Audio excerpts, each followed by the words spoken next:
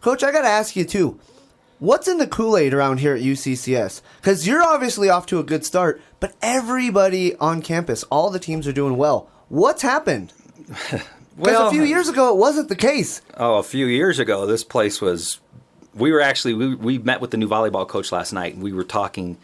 I've been here a little bit of a while, and we were talking about what it used to be like around here, where we all basically shared an office about this size. And I think just the great support we're getting from... the administrators up on the hill up there and from Director Kirkham, there's been great support.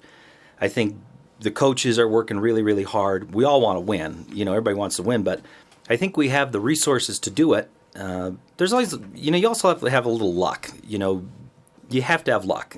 Us losing Becca Smith last year was right decision for her, but it was bad. That's bad luck and very, very unfortunate. Getting the kids that we have now and calls and all those other things, you have to have a little luck. But right now, I think if you guys are around the athletic department, you see good-looking athletes. I mean, physical, gifted athletes that are working very, very hard in the weight room.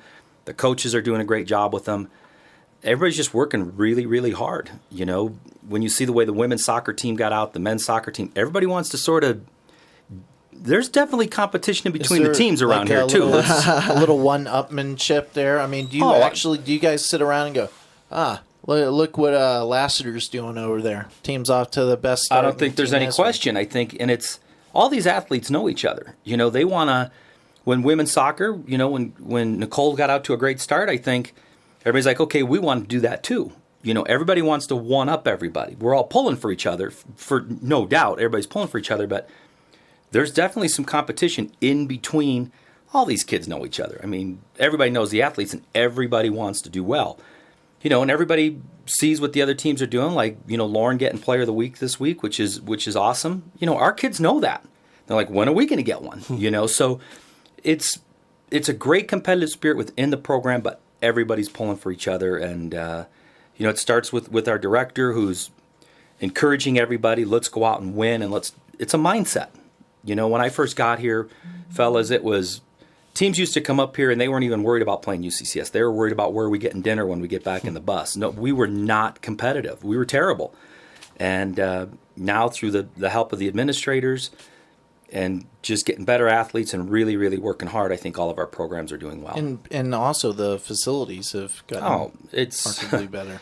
You talked about that old gym. I mean, come on. That thing was a smaller joke. than most high school gyms in the area. It's like a church gym. Yeah. I think there were wooden backboards and, it was bad. So our field when I first started was really, really bad. We couldn't even get on it half the time because there were slow pitch softball games that were taken over at 4:00. So we would get maybe an hour. It was like a sandlot field. We're throwing magazines down for bases, maybe a pop can, and no lights. I mean, it was a joke. And now you actually have been out there during practice. The players are out there really taking care of it. They take a lot of pride in and I think that's something, Martin, that goes with baseball and softball. That the kids will work the field, and our kids do, and they know exactly what needs to be done. My assistant coach Don Petro, who's done just an absolutely wonderful job with it. He's shown each kid, how to do it. Like Jordan Hitchings, we can say, Jordan, go drag the field. She knows exactly what that means. Laura Matthewson, all those kids know exactly how to work the field.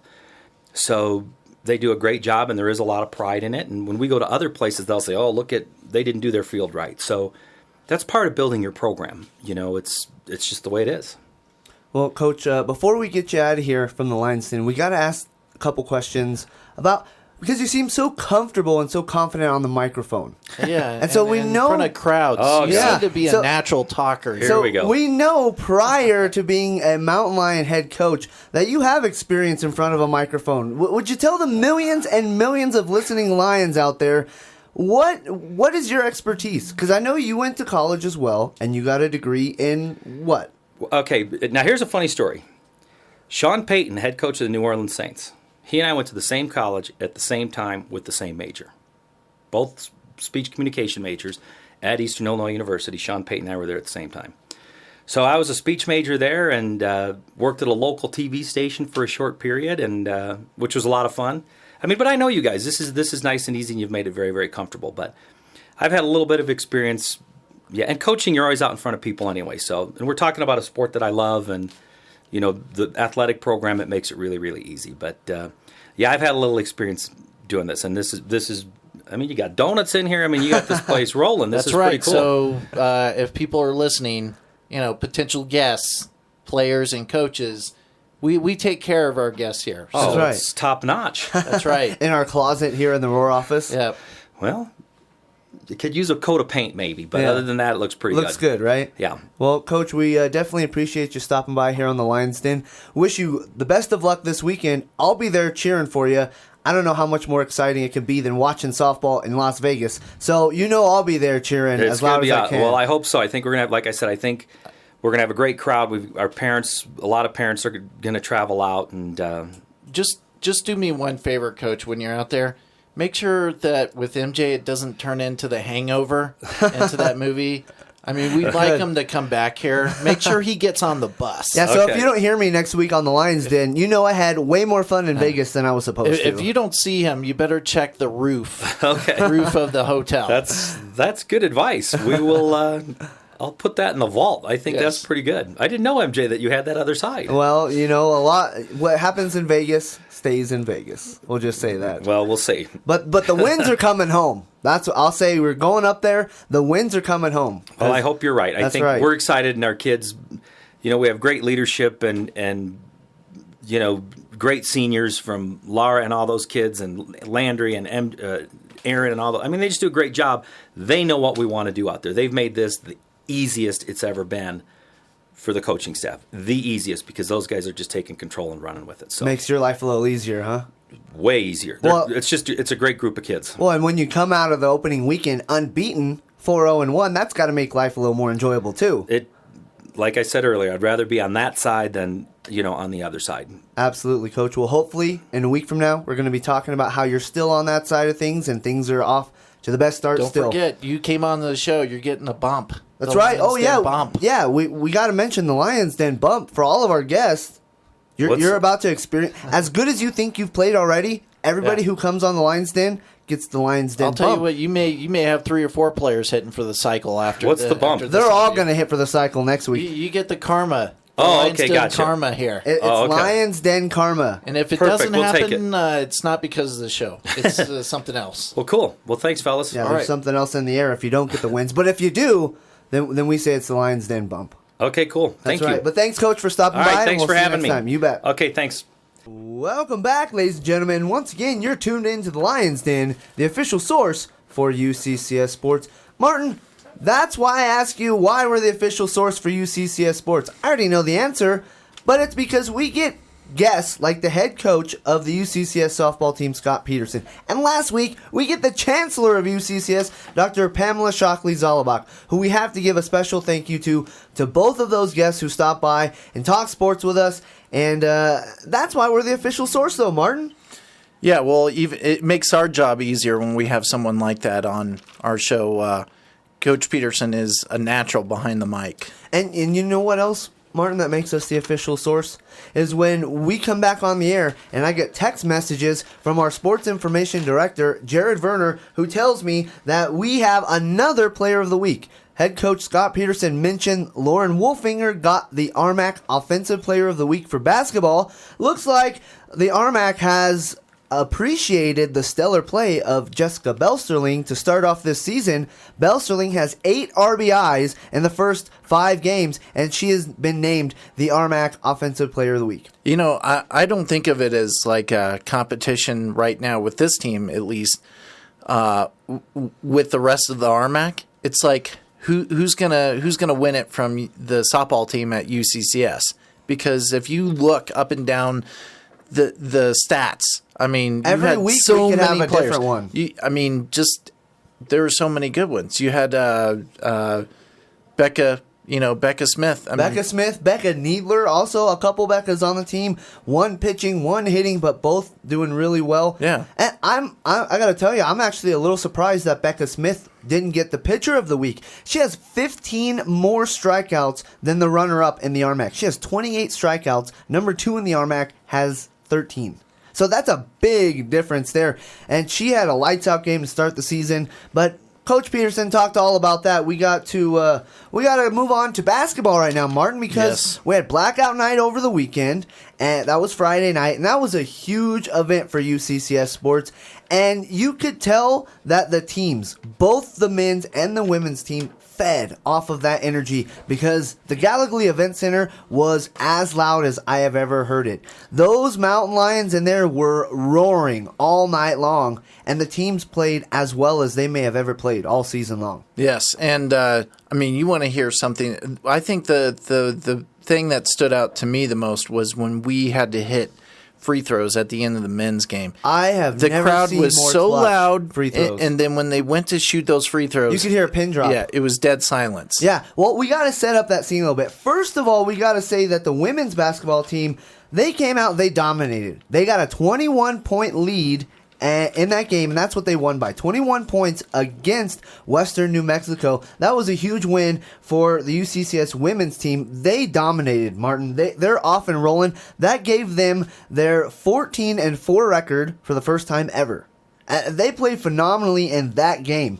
And the next night they came back out, and after blackout night, and the women kept that momentum going because they beat New Mexico Highlands also by 21 points. Consecutive 21-point wins against conference opponents, and now the Mountain Lions with a 15-4 overall record for the first time ever. Martin, that's big time. That team is looking really good, and we've been talking about this for a few weeks now.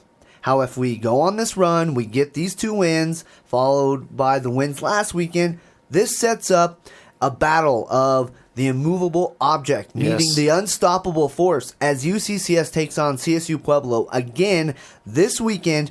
These two teams are tied for second in the RMAC. CSU Pueblo is playing great right now. They're off to their best start and their program history as well. And it's going to be a battle of the player of the weeks because we have the offensive player of the week, Lauren Wolfinger, after leading the Mountain Lions in scoring both games this weekend. She's going to take on Laurel Kearsley for CSU Pueblo, who's the defensive RMAC player of the week. So that's a big matchup right there. She's very talented. She can score too. She can score. She can do it all. I'll tell you what, if I were to give the edge here, and I'm not just being a homer, but and back me up on this if you want, or challenge me on it, but UCCS has a very balanced attack. They can do it from the outside. They can do it from the inside. They don't just have one player who can dominate. If one night it can be Keenitz, the next night it can be Gabby Ramirez, the next night it can be Kruger. It can be Kirchhoff, Abby Kirchhoff. What I'm saying is that you have the dominant force of the team is just from everybody. It's not just one player. Yeah, there are so many players on this Mountain Lion team that can take over a game, and you never know who's going to do it from week to week. And that's true. How do you game And the last plan? time they played against CSU Pueblo, they came out of the winter break. Quite frankly, they looked like they were still on break. And they had just lost Sam Patterson. That's right. Who was the offensive player of the week at that point. So you could see how the game plan may have had to change last minute for the Mountain Lions. And as a result, they didn't play very well against CSU Pueblo. In the inaugural Downtown Classic, they lost by double digits. And I think this is going to be a completely different game, though, Martin. I mean, it's a different team. I think the Mountain Lions feel like they may have CSU Pueblo where they want them. Oh, absolutely. Because CSU Pueblo might come into this game saying, "Hey, we already beat them. Yeah, look at what we did last time." That's right. And let me tell you, I hope that's true, though. Yeah, I don't think they're the same team. I mean, I think they've really grown as a team, and don't forget, they're a young team. You know, I mean, they have one senior on this team, and so that's really good. And they also have key injuries. But I think that what's good to see is that you have players like Jerry Pickle, Abby Kirchhoff, where they were the natural leaders to start, and Lauren Wolfinger. Now you got freshmen like Gabby Ramirez coming in and shooting lights out, dishing the rock. She's doing everything. Well, we got to mention, once again, you mentioned Lauren Wolfinger, but again, she's the RMAC Offensive Player of the Week. She also moved into a tie for 7th place all time for career 3-point shots made this weekend. So we got to mention that as well because that's a big mark. And that shows the potential of Lauren Wolfinger from downtown. She took over both games. She had game highs in both the wins this weekend. And she moved into that tie for 7th place all time. So congratulations to her and the rest of the team who are on an absolute tear. They're on a 6-game winning streak, which is their longest streak since 2001-2002. And they're 15-4 for the first time ever. So this match against CSU Pueblo, Martin, we've talked about this. You know, this is where we're going to find out what this Lady Lion team is made of, because this is, up to this point, quite possibly the biggest game of the season. You know, you're coming off this 6-game winning streak, best record in program history. You're battling the team that you're tied for in the standings for the 2nd place seed. This is a huge game, and the Mountain Lions, they got to come out. They got to show up. Yeah, and I don't think it's out of the realm of possibility that,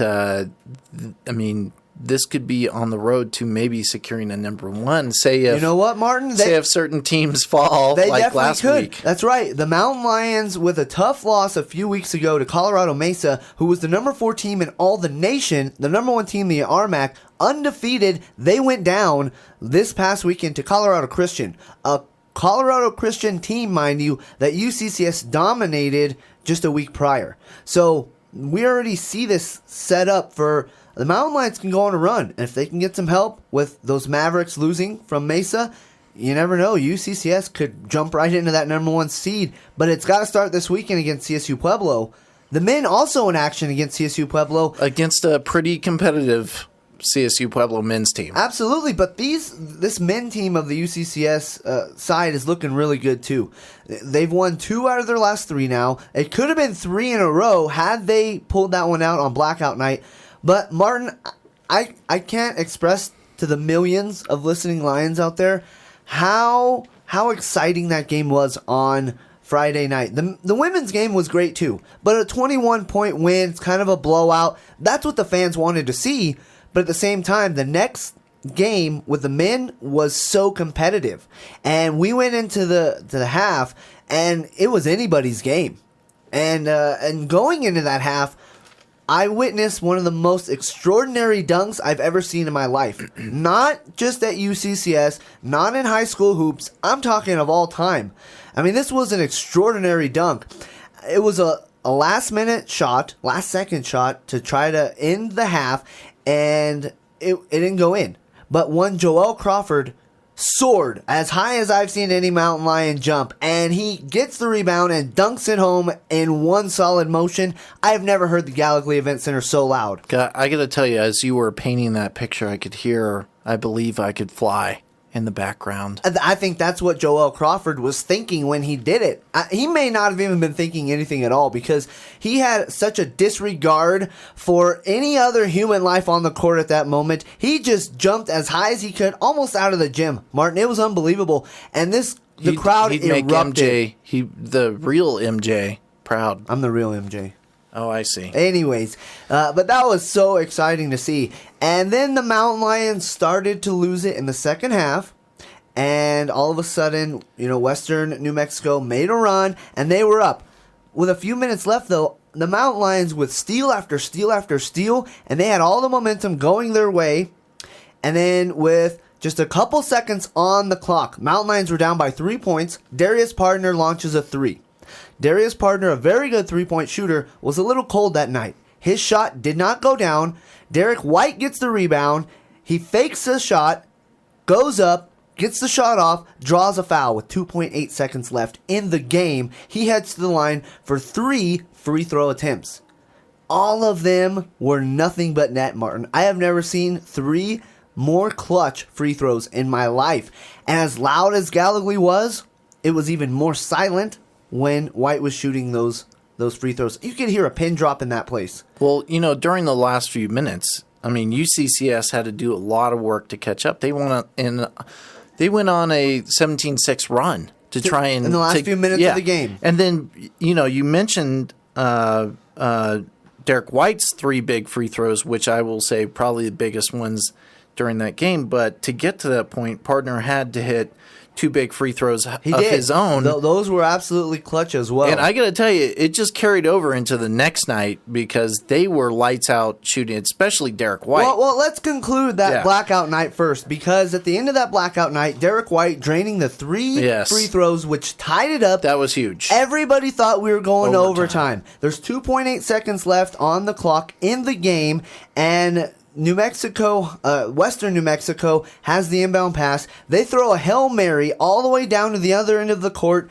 and a Mountain Lion fouls one of the Western New Mexico players with 2.8 seconds left on the clock, sends him to the free throw line, and this player makes 1 of 2 free throws, which ices the game.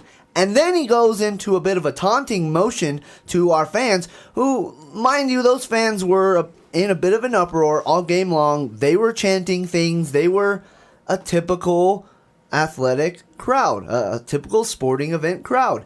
And some taunting went on afterwards by the player who made the free throw, and it was close to getting out of control. Luckily, our staff jumped on to that situation, separated things, and nothing bad happened. But that was a heartbreaker for the Mountain Lions. They thought they were going to overtime. Wasn't the case. But the next night, you're right, Martin, because they came out and they played lights out the next night. And, Martin, they had a 19-point lead with 7 minutes remaining in the game. That's about as large of a lead as this team has had that late in any game this season. And they finished. Yeah, and that's the big point there, is that this team has been young and inexperienced, and at times they had leads, but they didn't know how to deal with the leads, especially going into halftime, and yet they jumped out to a lead. And going into the second half, they expanded it, they protected it, and that was what was huge, I think. A great learning experience for this team. And we talk about the free throws in the previous game for Derek White, but on Saturday night, Derek White went 16 for 18 from the free throw line. He made more free throws than the entire Highlands team made. I mean, that's single-handedly, he outscored them from the free throw line. That's right. I mean, I don't know what they were thinking. Why would you keep fouling Derek White, who comes in over an 80% free throw shooter, and he made 16 of 18 in that game? That was unbelievable. And I've noticed the last few games, like his field goal percentage isn't that high. You know, he'll make like 3 of 9 or something like that, but he'll get to the line like 10 times. 15 times. I'm telling you that Derek and he White, doesn't miss. He's as clutch as it comes from that free throw line. And that's why, Martin, I got to say, for this week's Shining Lion, our award here on the Lions Den, you know, we could easily give it to Jessica Belsterling because she's the RMAC softball player I have of a the feeling week. we'll be handing this award out to the softball team for many weeks to come. Yeah. We could give it to Lauren Wolfinger because she played extraordinary as well. They have accolades already awarded to them because of their phenomenal play. Yes. I think we need to award Derek White our Shining Lion of the week. 16 of 18, Martin, from the free throw line. And those 3 free throw shots the night before, I have never seen more clutch shots. You know, we talked to him after that game. The next day, we ran into Derek White, you and I did, and we asked him, what were you thinking at that moment? He said, I got a little bit nervous when I first got fouled. Then I went to the line, and I felt no nervousness because this is why they brought me here. That's a cool cucumber right there, Martin. I got to tell you. He's a freshman.